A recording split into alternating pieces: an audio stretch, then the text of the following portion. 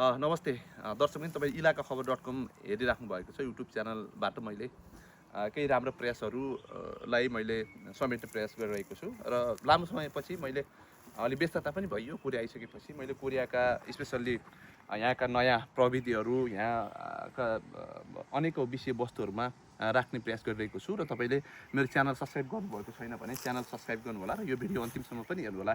आजको भिडियो एकदमै स्पेसल हुनेवाला छ। मैले चाहिँ तपाईँलाई केही कुराहरू देखाउने छु र हाम्रो भविष्यमा नेपालले भोग्न सक्ने खाद्य सङ्कटलाई कसरी समाधान गर्ने भन्ने विषयमा म केही कुराहरू राख्नु छ र मलाई भिडियोमा हाम्रो शिवराई भाइले सहयोग गर्नुभएको छ र तपाईँले यहाँ दृश्यमा चाहिँ देखिराख्नु भएको छ कोरियाको यो एउटा सानो गाउँ अलि माथि चाहिँ जङ्गल छ र जङ्गलको तलपट्टि धेरै तपाईँले यहाँ अहिले पानी हालेर खेतीका लागि ढाकिएर राखिएको एउटा ब्याड तपाईँले देखिराख्नु भएको यो ब्याड यो ब्याडमा चाहिँ अहिले अब के लागेको छ मैले आज भन्न खोजेको थियो भने कोरियामा 6 महिना जति हिउँ पर्छ र 6 महिना हिउँ परिसकेपछि यहाँ उत्पादन गर्न एकदमै गाह्रो हुन्छ। टनेलभन्दा बाहिर चाहिँ हिउँले ढाकेको हुन्छ भने कोरियामा 6 महिना मात्र खेती गरिएको उन्नत खालको कृषिले गर्दा उनीहरूले आफूलाई पुग्ने खाद्यान्न तरकारी फलफुलहरू यहीँ उत्पादन गरेर अझै बाहिर पनि उनीहरूले सप्लाई गरिरहेको अवस्था हुन्छ र नेपालमा पनि अब कृषि क्षेत्रको क्रान्ति नभएसम्म र कृषि उत्पादनलाई एकदमै जोड नदिएसम्म हाम्रो देशको न समृद्धि हुन्छ न त हामी सधैँ अभावबाट टाढा रहन सक्छौँ। त्यसले गर्दा हाम्रो यहाँ चाहिँ भूमि खाली राख्नु हुँदैन। हरेक ठाउँमा चाहिँ हेर्नु तपाईँले देख्नुभयो भने त्यस्तो अनाकन्टा ठाउँहरूमा जङ्गलहरूको बिचमा जहाँ खाली ठाउँ छ त्यहाँ खोस्रेर बिउहरू लगाइएको छ, फलफुल लगाइएको छ, कहीँ पनि खाली राखिँदैन। किनकि जब जमिनलाई खाली राखिन्छ त्यो देश कहिले पनि उन्नति गर्न सक्दैन, हामीलाई धरतीको श्राप लाग्छ। त्यसले गर्दा नेपालको भूमि अझै एकदमै धेरै उर्वर भूमि हो। कोरिया जापान लगायतका देशहरूले सधैँ यो अभाव झेलिरहे, अर्थात् उनीहरूले चाहिँ भोकमरी पनि झेले, तर नेपालले कहिले पनि त्यस्तो आम भोकमरी झेल्नु परेन। अर्थात् नेपालको भूमि आफैमा एकदमै उर्वर भूमि हो र हामीले यहाँ अहिले तपाईँले देख्नुभयो भने यिनै ठाउँहरू सानसानो ठाउँहरूमा उत्पादन गर्ने यसलाई चाहिँ कृषिमा जोड्नका लागि चाहिँ विदेशबाट कामदारहरू लिएको हुन्छ र विशेष गरेर अहिले धेरै ठाउँहरूमा चाहिँ बुढाबुढीहरू तपाईँलाई मैले दृश्य पनि देखाइरहेको छु। बुढीहरू वृद्धहरू उमेर खाएकाहरूले चाहिँ यो कृषिलाई धानिराखेका छन्। केही खालको प्रविधि, नयाँ खालको प्रविधि, त्यस्तै गरेर औजारहरूको प्रयोग गर्ने नयाँ बिउ बिजन, त्यसको चाहिँ उत्पादन वृद्धि गर्ने कुराहरू, त्यहाँ चाहिँ लाग्ने यो खेतीमा लाग्ने रोगहरूलाई चाहिँ समाधान गर्नका लागि त्यस्तै खालको औषधिहरूको उत्पादन, त्यसको प्रयोग, नयाँ नयाँ अनुसन्धानहरू गरिराखेको हुन्छ।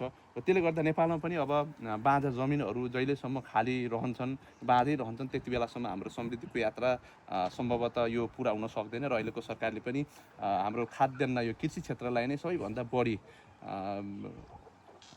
फोकस गर्नुपर्छ, अर्थात् त्यसैमा नै दृष्टि लगाउनुपर्छ। र हामीले अहिले विश्वमा एउटा आर्थिक सङ्कट, त्यस्तै गरेर खाद्यान्न सङ्कट, त्यस्तै गरेर यो पेट्रोलियम पदार्थको सङ्कट छ र हाम्रो अहिले भान्सामा पनि त्यो समस्या देखिरहेको छ। त्यसले गर्दा नेपालमा अब उन्नत खालको कृषिको विकासै गर्नुपर्ने हुन्छ र उन्नत खालको कृषि गर्नका लागि स्पेसल्ली कृषकहरूलाई सक्षम बनाउने बिउ बिजनका कुराहरू, त्यसको चाहिँ अनुसन्धान गरेर अब हामी सबैभन्दा समृद्धिको बाटोमा अगाडि बढ्ने हो भने कृषि क्षेत्रको विकास बिना त्यो सम्भव छैन र हामीले बाँझा रहेका बारीहरूमा उब्जाउ गर्नुपर्छ र हामीले कहिल्यै पनि हाम्रो जमिन यस्तो छ 2-3 महिनामै हामीले केही फाल्यो भने त्यो उत्पादन हुन्छ। नेपालको त्यस्तो राम्रो खालको जमिन छ, हामीले स्वर्ग जस्तो त्यो जमिन पाएका छौँ, त्यसलाई चाहिँ सदुपयोग गर्नुपर्छ। र अहिले चाहिँ मैले तपाईँलाई यहाँका धेरै दृश्यहरू देखाएको छु र विशेष गरेर अहिले यो वसन्त याम चाहिँ आउँदैछ, फुलहरू फुलिराखेका छन् र म चाहिँ धेरै ठाउँमा जाँदै गर्दा तपाईँलाई कृषि क्षेत्रको बारेमा जानकारी दिइरहेको छु। यस्तै ठाउँहरूमा काम गर्नको लागि विदेशबाट चाहिँ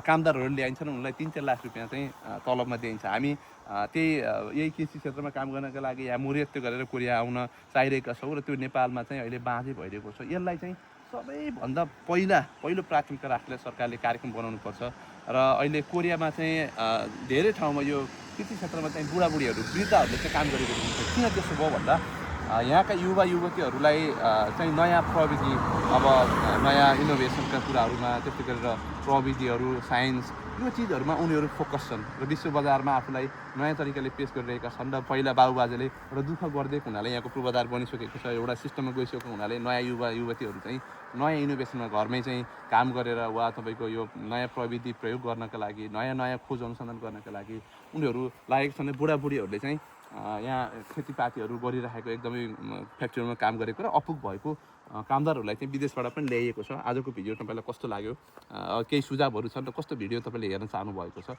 मलाई पनि सुझाव दिनु होला। र अब कर्मिक रूपमा मैले यस्ता भिडियोहरू राख्नेछु भन्दै आजको यो छोटो भिडियो तपाईँलाई मैले केही कुराहरू राखेँ र अब निरन्तर रूपमा चाहिँ यस्ता सकारात्मक विषयवस्तुहरूमा तपाईँहरूलाई जानकारी दिने नै छु भन्दै मलाई क्यामेरामा साथ दिने हाम्रो शिवराज राई भाइलाई धेरै धेरै धन्यवाद दिँदै भिडियो हेरिदिनु भयो त्यसको लागि धेरै धेरै भन्दै आजको भिडियोबाट बिदा माग्न चाहन्छु। नमस्ते।